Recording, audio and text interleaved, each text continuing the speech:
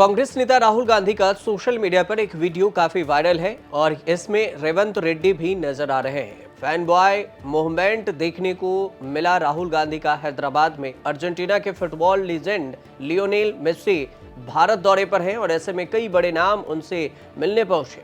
कांग्रेस सांसद और नेता प्रतिपक्ष राहुल गांधी ने भी इस दौरान उनसे मुलाकात की। मेसी गोट इंडिया टूर 2025 पर हिंदुस्तान पहुंचे हैं और शनिवार को पश्चिम बंगाल के कोलकाता इवेंट के बाद वो हैदराबाद पहुंचे। यहां पर उनका तेलंगाना के मुख्यमंत्री रेवंत रेड्डी ने स्वागत किया। राहुल गांधी ने अपनी और मेसी से मुलाकात की वीडियो सोशल मीडिया पर शेयर किया है। उन्होंने सोशल मीडिया पर मेसी और इंटर मियामी टीम लुइज सुआरेज के साथ साथ जो कई लोग और भी मौजूद थे उन सब का वीडियो शेयर करते हुए ये लिखा कि goat Messi viva football. Rahul Gandhi ने तीनों खिलाड़ियों के साथ में कुछ तस्वीर भी शेयर की है। साथ में कैप्शन में लिखा है कि द ब्यूटीफुल गेम। कोलकाता कार्यक्रम में जो हंगामा हुआ था इसके बाद बिल्कुल हैदराबाद में नजारा कुछ अलग ही नजर आया। यहां पर जो भीड़ देखने को मिली इसमें मशहूर अर्जेंटीना के फुटबॉलर मेसी ने राजीव गांधी स्टेडियम में दर्शकों को भीड़ के बीच में कुछ स्पोर्ट्स के स्किल दिखाए।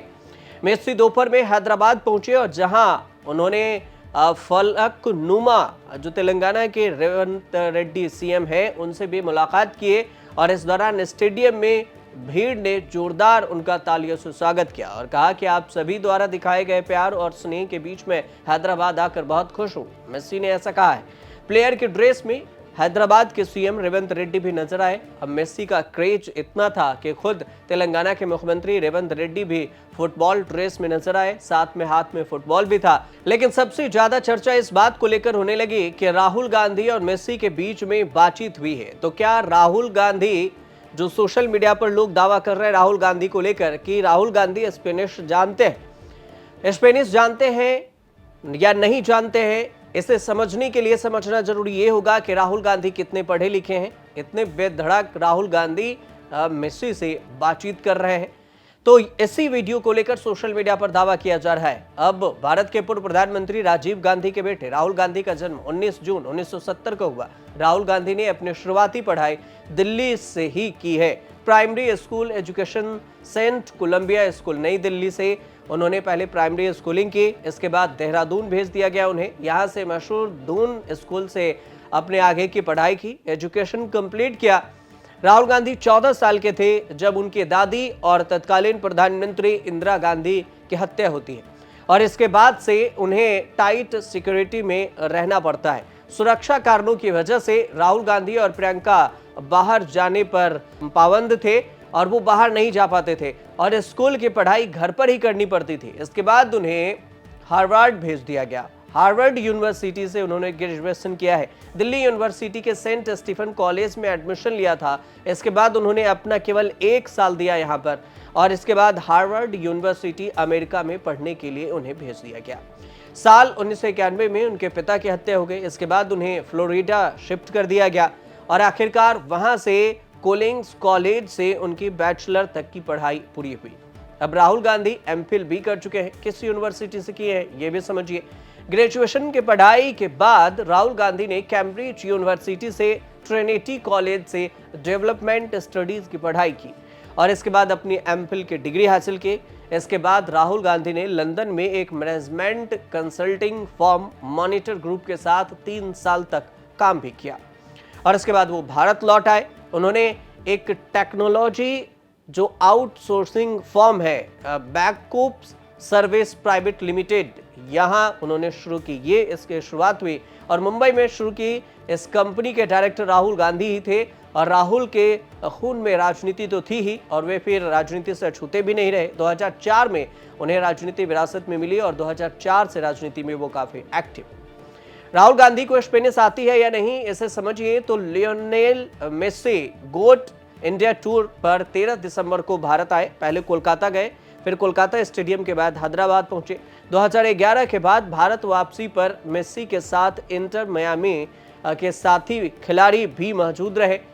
4 शहरों में 3 दिनों तक चले इस टूर में फैंस मीट, विशेष इवेंट, ये सब कुछ शामिल है। लियोनेल मेसी एक ऐसे फुटबॉलर हैं जो कि वैश्विक आइकन बन चुके हैं और उन्हें फुटबॉल के इतिहास में महानतम खिलाड़ियों में से एक माना जाता है। उनका जन्म 1987 में अर्जेंटीना में हुआ था, लेकिन 13 साल की आयु में स्पेन चले गए।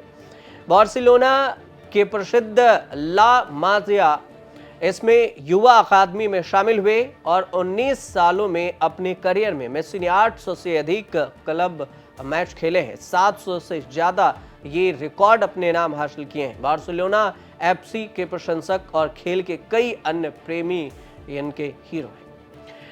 अब इसके बीच में है कि स्पेनिश जानते हैं कि नहीं। स्पेन में मुख्य रूप से जो आधिकारिक भाषा है वो स्पेन है, लेकिन पर्यटकों के लिए आबादी के बीच में अंग्रेजी काफी प्रचलित है, तो इंग्लिश भी बोली जाती है। आधिकारिक विदेशी भाषा अंग्रेजी, फ्रेंच और जर्मन सबसे ज्यादा महत्वपूर्ण है। राहुल गांधी विदेश में पढ़े हैं, यहाँ पर कैम्ब्रिज में भी इनकी पढ़ाई हुई है, तो दोनों के बीच में लैंग्वेज कोर्स जो पहले राहुल गांधी किए होंगे, तो हो सकता है कि इस वजह से राहुल गांधी और मेसी के बीच में बातचीत हो। अगर मान लीजिए, वैसे आधिकारिक जानकारी तो ये नहीं है कि उन्होंने लैंग्वेज कोर्स किया या नहीं किया राहुल गांधी ने, लेकिन अगर स्पेनिश नहीं भी आती हो तो इंग्लिश तो जानते ही हैं, तो इंग्लिश में भी बातचीत हुई होगी। लेकिन क्या बातचीत हुई ये तो नहीं पता, लेकिन दोनों का वीडियो सोशल मीडिया पर वायरल है और यूजर्स इसी को लेकर जो राहुल गांधी के ऑरा को लेकर भी ट्वीट कर रहे हैं, शेयर कर रहे हैं और कह रहे हैं कि राहुल गांधी का ऑरा ही कुछ अलग है। तो ये पूरी जानकारी थी। आपको सही लगे तो हमारे चैनल से जुड़िए और देखते रहिए न्यूज़ तक। सर, इसमें जो बीच में हम रेंज लेंगे, अगर आप लोगों को बता सके कि कौन से रेंज है जो नॉर्मल माने जाएगी और उससे ज़्यादा जो डेंजरस स्थिति की कौन सा रेंज है जो खतरनाक माने जाएगी? नहीं, मतलब खतरनाक है तो एक जो उसके दो हिस्से होते हैं ना, सिस्टोलिक और डायस्टोलिक। जी। तो जैसा मैंने कहा वो विस्तार से अलग से देखेंगे। आज का फोकस ये था कि वो मेजरमेंट, वो उसके पे ज्यादा फोकस करेंगे। लेकिन अगर जो सिस्टोलिक नंबर है वो 180 से ज्यादा है तो ज्यादा हो गया। पहले लोगों को क्या लगता था, जितनी आपकी उम्र बढ़ती है उसके साथ सिस्टोलिक बढ़ना चाहिए, मतलब आपकी उम्र प्लस 100 ये अच्छा है। तो कोई 80 साल का आदमी है तो उसका सिस्टोलिक 180 हम लोग कहते थे ठीक है। क्योंकि जैसे आप बूढ़े हो जाते हो तब आपकी जो धमनियां आर्टरीज होती है वो अथेरोस्क्लेरोसिस की वजह से थोड़ी गाढ़ी हो जाती है, तो थोड़े नैरो हो जाती है। तो वहां से ब्लड को पुश करने के लिए हार्ट से थोड़ा प्रेशर ज्यादा लगेगा सिस्टम में, ऐसा लोगों को लगता था।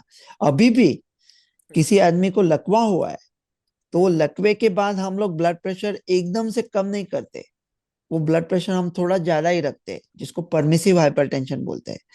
तो सिस्टोलिक में 180 से ऊपर है, मतलब 160 से ऊपर 180 उसके ग्रेड्स होते हैं। और डायस्टोलिक में अगर 80 के ऊपर है, 90 के ऊपर है, 100 के ऊपर है तो खराब है। तो पहले यूरोप में कहते थे कि 140 90 ठीक है, और अमेरिका में कहते थे कि 130 80, अभी कहते हैं 120 80। लेकिन ये 120 80 अगर नॉर्मल माना गया, इसे थोड़ा ज्यादा है तो उसको बॉर्डर लाइन या अर्ली ब्लड प्रेशर बोलते हैं। तो ये आंकड़े पे इतना फोकस ना करें। कुछ कुछ पैंतरे होते हैं